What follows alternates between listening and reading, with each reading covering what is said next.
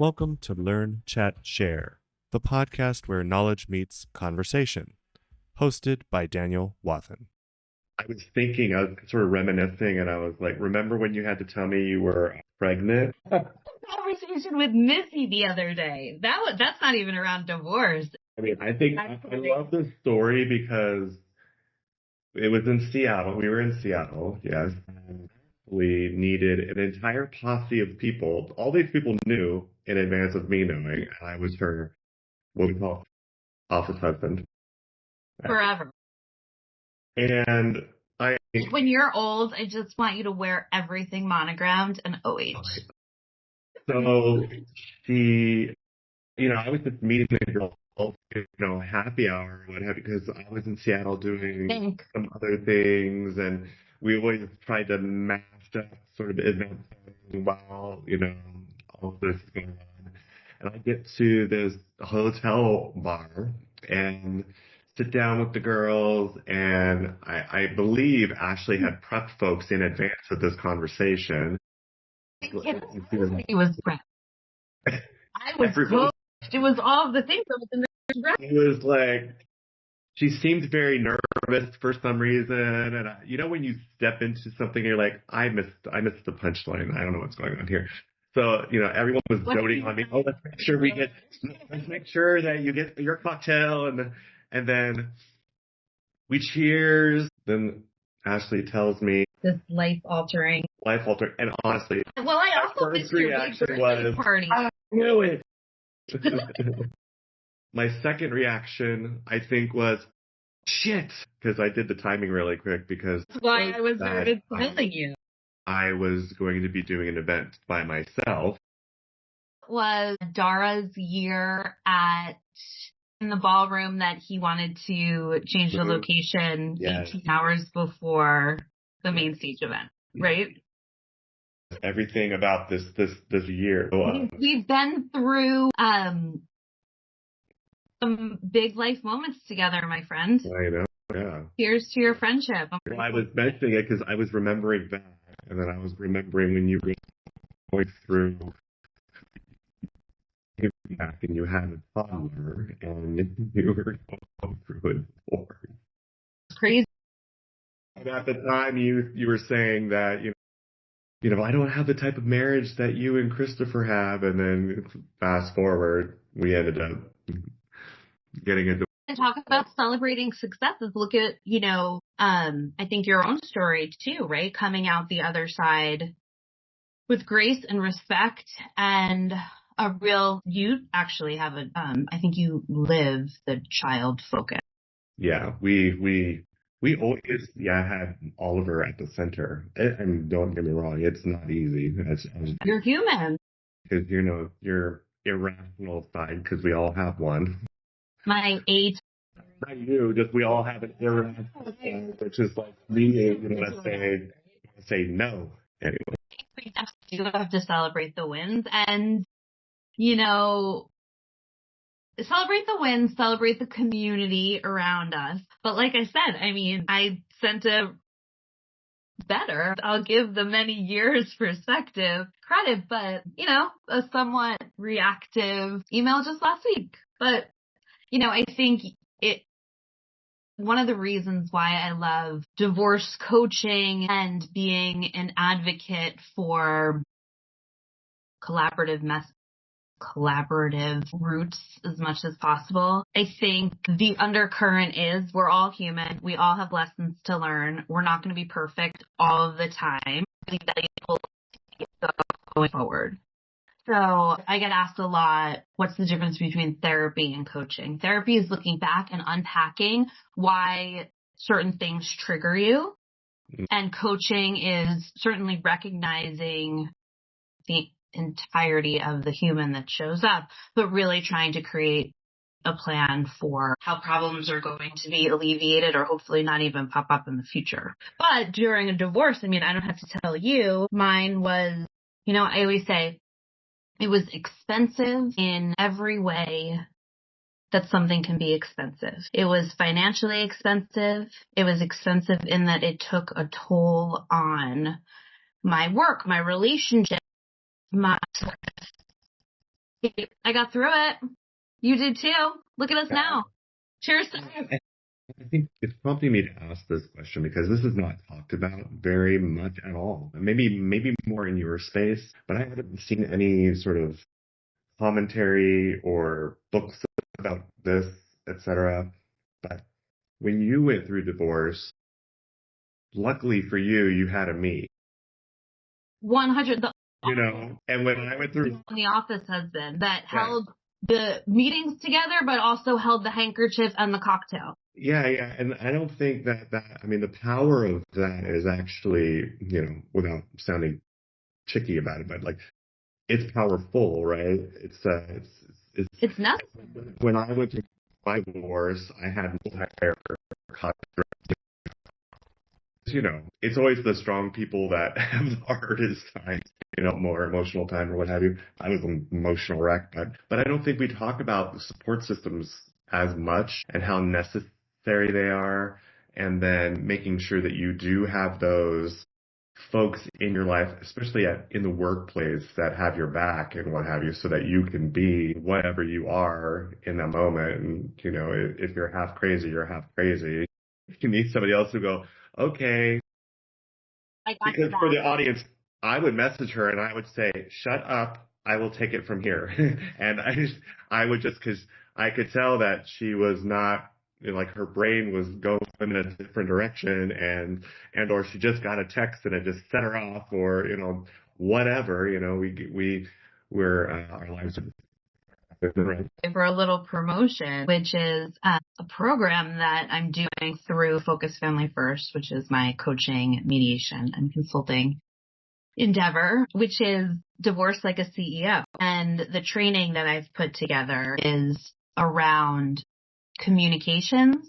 So my background in corporate communications, crises, having a best friend like you, thank goodness, all of the life and book experiences. And the focus is how can I use good communications tools to get through this process, be it create the parenting plan, right? I mean, I made a lot of mistakes. I've seen clients make a lot of mistakes, right?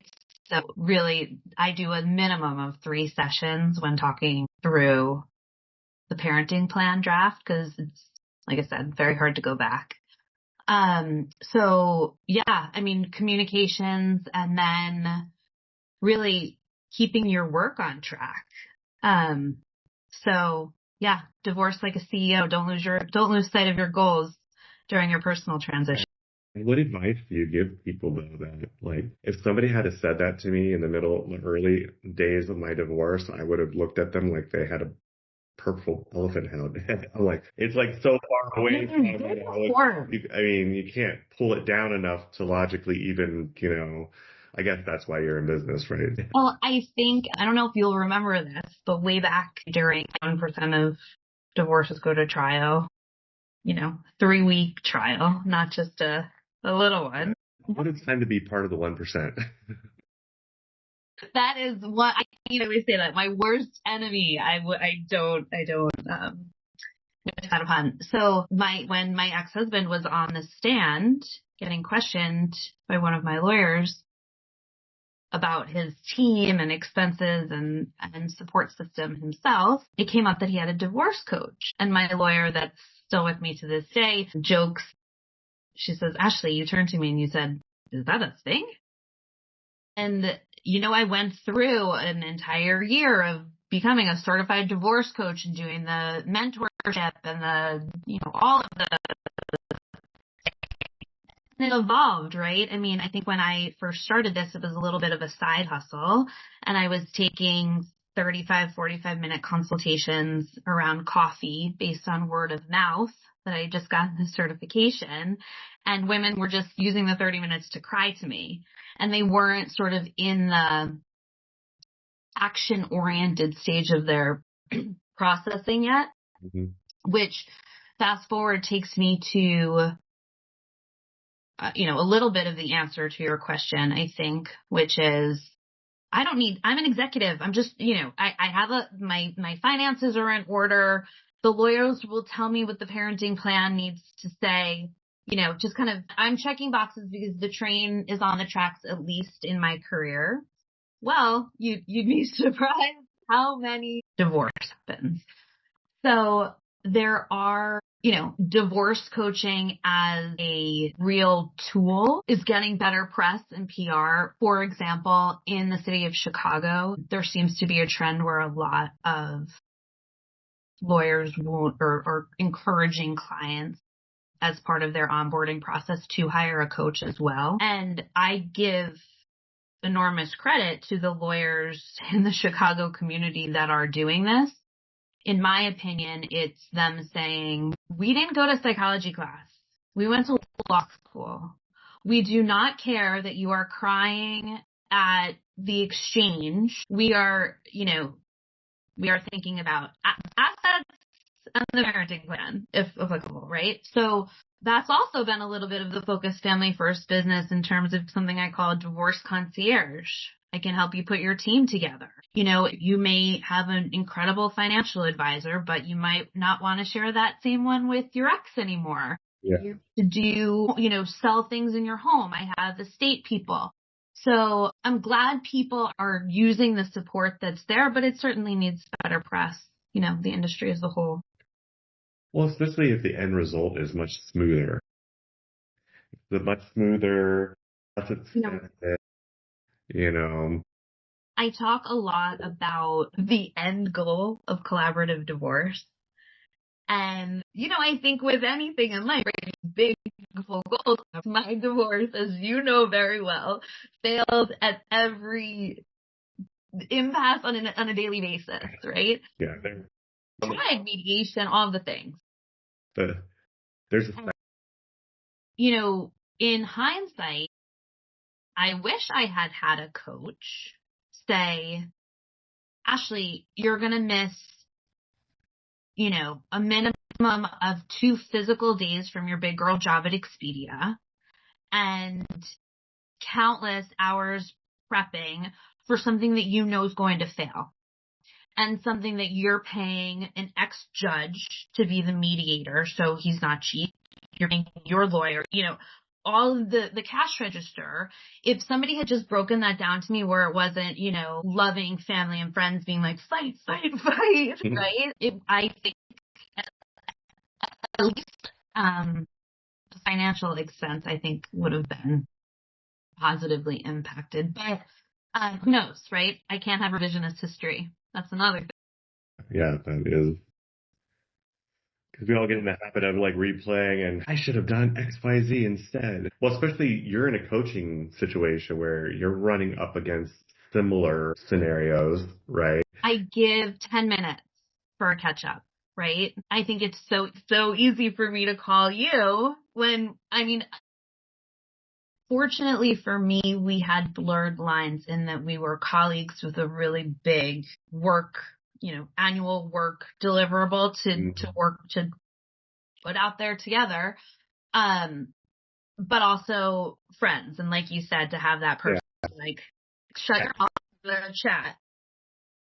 Listening, if you don't have that in your work environment, because we also, luckily, were able to create that space in a remote type of environment because I live in Las Vegas and Ashley lives in Seattle, but when we first met, she was in Geneva. We were built that way. But I think for anyone listening, if you don't have that within your work environment, you have to set it up for yourself in some sort of way because you will go insane. You will seem unprofessional, aka, emotional or what have you. It's your responsibility to create that space for yourself. If you work system that I was playing, was it referee? Some people would come to me and go, hey, what's going on with Ashleigh? I go, give her some space. Yeah. This has nothing to do with the job. She'll tell you when she wants to tell you. We're all going to get through the other side. Just and I would even say that you were even emotionally capable of even saying those words out loud at the time, because the whole other part of it too, where you could be divorce like a CEO. You could be the most comfortable in one environment and then completely blindsided with something in your life, and the degree, the kilter to which you tilt can vary, right? Yeah. And I think when mine tilted the furthest, life on the you were in Vegas, having someone that I could depend on. Yeah, I mean, and I think anyone watching this, you're gonna tilt. You're gonna have, like, I had a meltdown in the middle of a park, screaming at the top of my lungs with my child playing. That was my, like, really sort of bad moment. But yours was while you were in Vegas. Oh yeah. Because how do I get under her skin the fastest? Have her be out of town. 100%. And have it be about the children. Right. So I think that that's something else when it comes to, having tools to, or friends or people in your life that can look on the periphery. This person knows your buttons, right? So, I mean, if we were the ages now, or if we had the perspective now, I think, to your point earlier, set yourself up for success perspective. It's completely transferable into other things as well. Right now, I had to move a friend from one hospital situation to a long-term care hospital situation, and I had to coach her in advance of the move, stating, you will have your care being taken over by a brand new team. They're going to do their own assessments, and they're going to screw up something at the beginning of this. And what that will mean for you is that there may be a period of time that you're going to be in more pain. We had to stop and say, do you think that's possible? I said, if you think it will happen, then you're prepared for it. 100%. Right? Luckily, it hasn't happened, but for her, it gave her a bit more space to allow for errors or getting sort of used to. I mean, because, these are new human beings that are going to be, taking. Yeah. And I think, also, value-based, right? So I think that conversation you had with her probably triggered, okay, well, what are the really important things that this team know about me? And let's make sure that those facts come through. Yeah. Because, what I talk to a lot of clients about is, how to respond respectfully, but with facts. Right. Is the machoist, alpha male can't write an email to his ex-wife. And it be like something very emotional, right? Because you think, fact-based, tactical, pithy. When emotions and children and finances are involved, sometimes your logic goes out the window. Yeah, I want people to, it's, divorce like a CEO. I think medical advocate like a CEO as well. I'm very struck. Well, I would be very interested. I am very interested in this because I think the medical industry is confused, number one. And honestly, first confusing. It's a specialty that not a lot of people even have a rudimentary understanding of, right? And it's a high stress cooker, just like divorce. It's a high stress cooker for everyone involved, right? The family or what have you. Luckily for my friend, she had me. I got nominated, and honestly, I got nominated because there was no one, So, and you have to ask the questions, and you have to push the doctors, and you have to ask for more opinions, and you have to, some of these things, I suspect, normal person or family or group environment, I think not at all. The minute you're in a hospital, somebody needs to take charge of, like, what is going on with that patient, because once they put a pain med on that patient, forget it. Their decision-making capacity is completely gone. And unfortunately, the medical professionals treat the patient as if they understand what's going on, when The minute there's a morphine or an oxy or, Dilaudid or, whatever, an opioid of any kind, and that's what they treat with severe cases, like, take that reasoning and throw it out the door.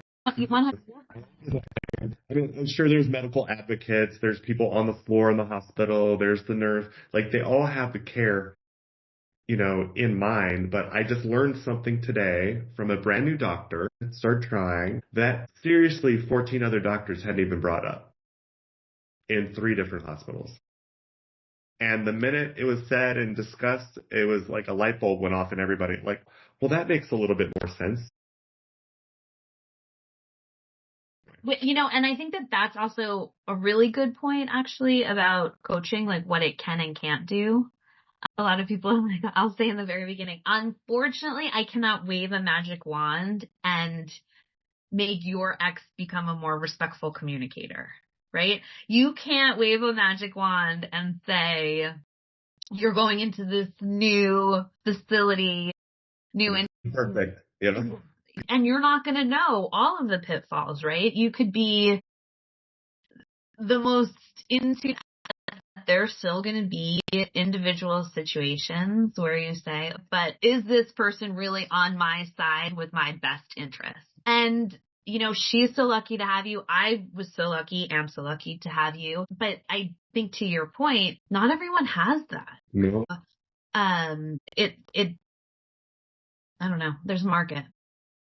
Ashleigh's always about monetizing the situation. It's the business say my passion is good corporate communications, but it's still, helping out the sales team a little. Yeah. You know what I want to talk to you about? Not today, but another time. Big girl job and the things that we should tape in, like some of our old stuff. Okay. It's like a little video montage. Anyway. I don't think there's a video montage that we would have without champagne in it. There. As any good video montage. No, but I would really love to talk to you about the incredible changes that you've seen in Vegas from an experiential, interactive, not everybody's been to the Sphere yet. Right? Just the things that you've seen in Vegas. Like, I would love to just talk to you about that sometime. Yeah. I mean, it's just, we literally got last minute tickets to Shania Twain last night. Did you think of Greg coming in on a horse? Well, we were we were finishing up dinner in our PJs, about to sort of watch TV, and these tickets just fell into our lap, right?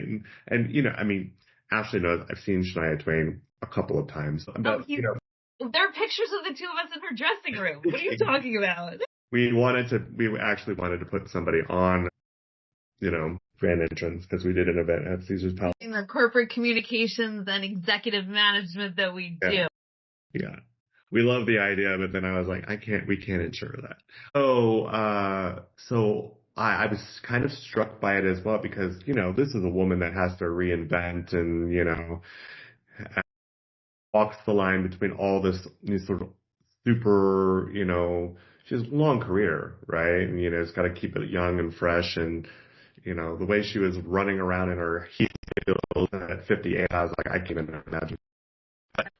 Awesome. The whole stage was redone since the last time, we had seen it. And so, sort of to your point, something like the Sphere and what kind of influence it has on even stage tech.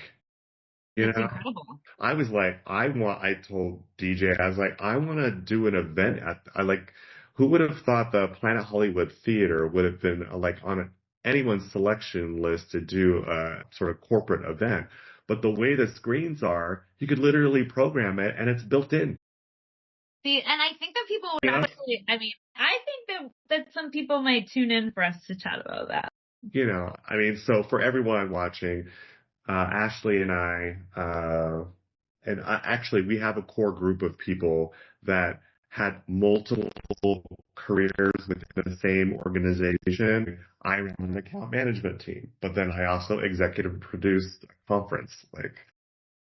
You know, remember where's we the used to humor? argue. She and I used to argue about like table placements and how to organize a trade show. What people should be wearing on stage, and shall we put executive men on stage with alcohol and play what was that? Have I Answer. Don't do it. With a live Twitter stream going. Don't do it. Yeah. Don't ever have plates. Don't serve hors d'oeuvres and cocktails during a panel discussion. And expect people to listen. Production team be able to hear anything anyway. But yeah, we had some fun there for sure. True story. Thank you for letting me talk about my new life a little I love bit it. and reminisce fondly with you about my old life.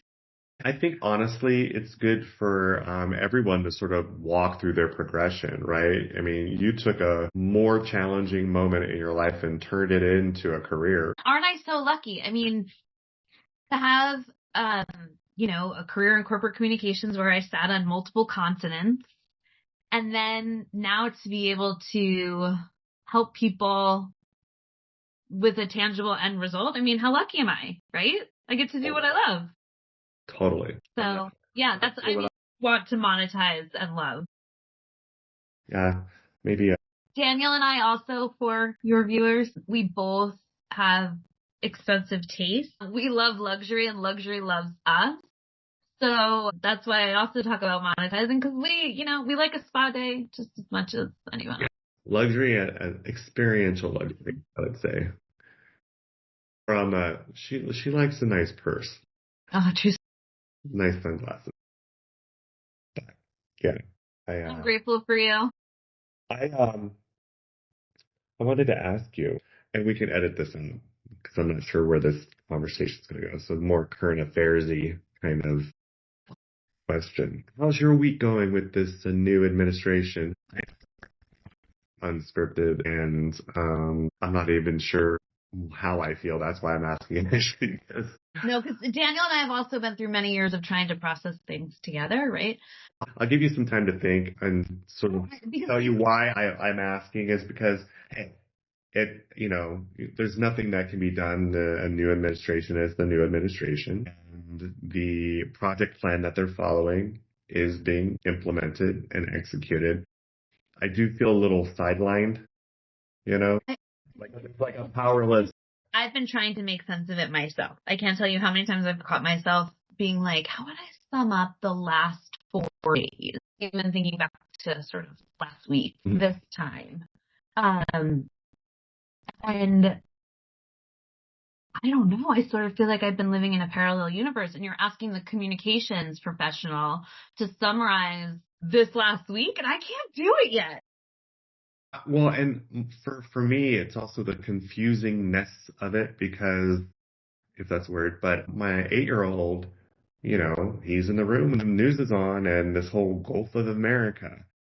Papa, that's the Gulf of Mexico. I go, it is the Gulf of Mexico. And I think news folks are like, I like that confusingness because it's not confusion. We're all watching it. It does feel alternate to reality at times. That's what I mean. I can't even describe it. And like systematic things, like a president can do an executive order, another president actually legally can't rescind it. But apparently that's still happening. So I don't know. I do think that there's a lot from a communications perspective to unpack, right? Even yesterday, Musk says there's no money for the AI initiatives. Trump says don't listen, right? So, and to your point, we're just watching it. Yeah.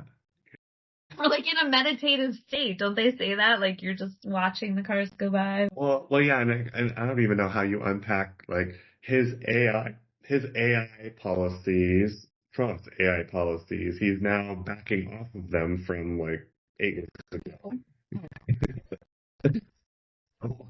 Like, You're like, both can be true, Ashley. Well, like I mean,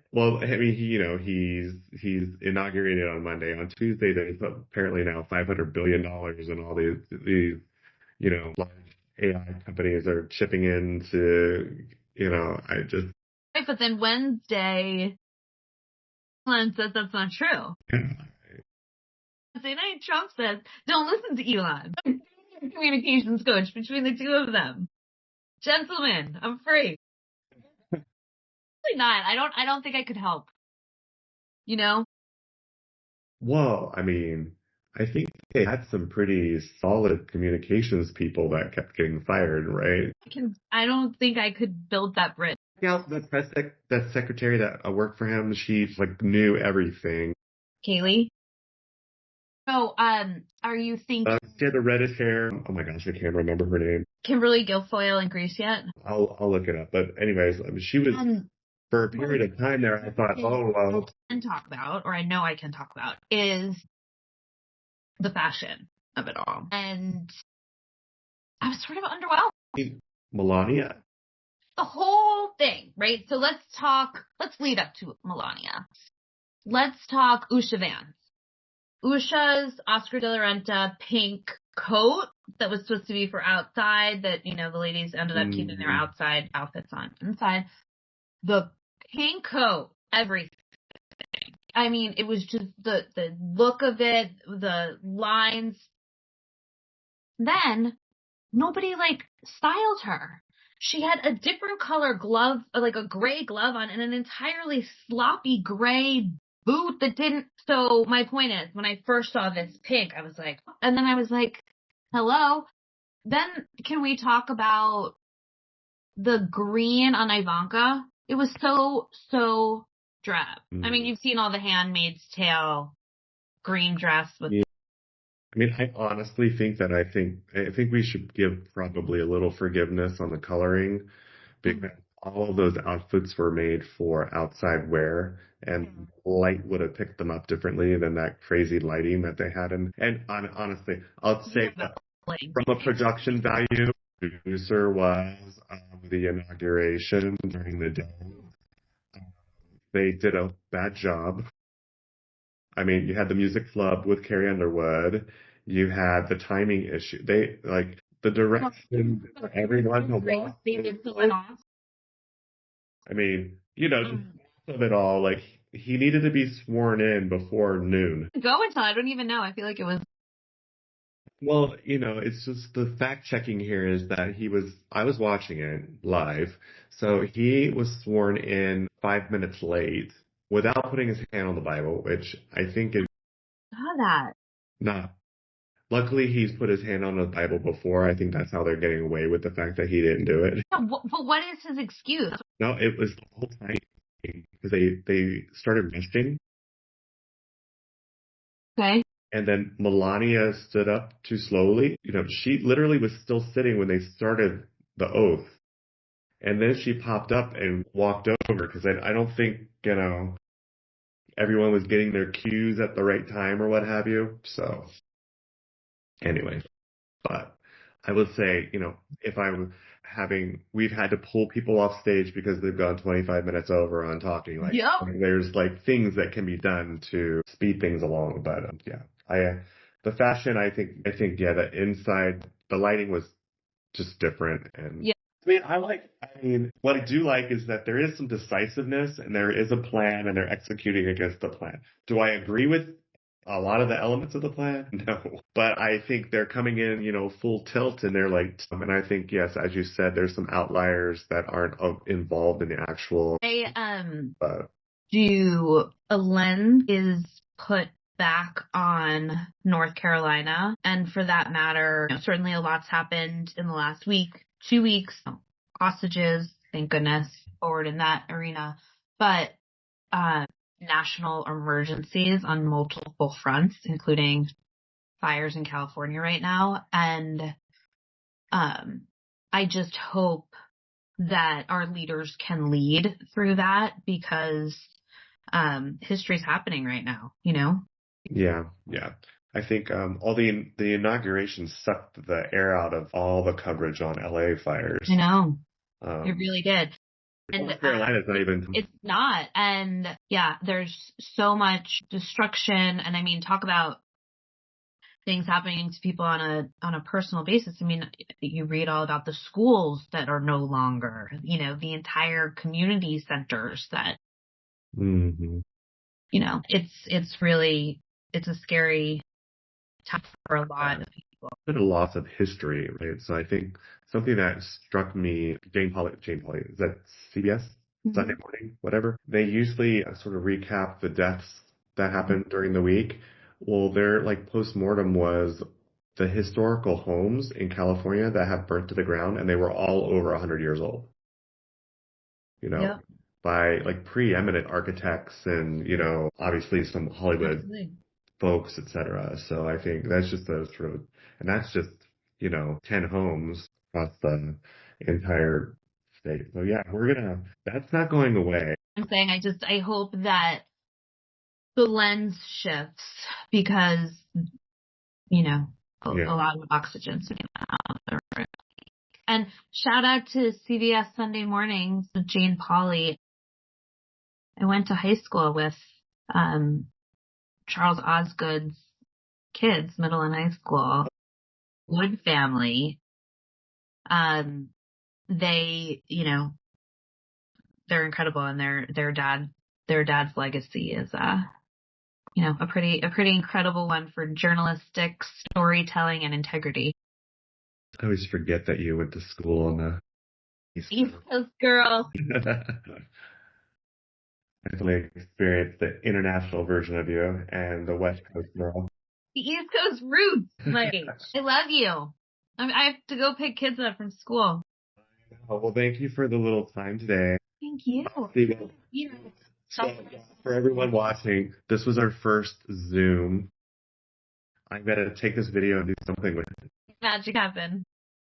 And see what kind of... Insert, focus family first, a little, I want your official title and your company name. With pleasure. Give you, the proper credit. And you hopefully will continue to get proper credit for being such an important person in my life and the life of so many others. But, can't wait to do this again with you. Wait, sign me up. Bye. All right. See you later.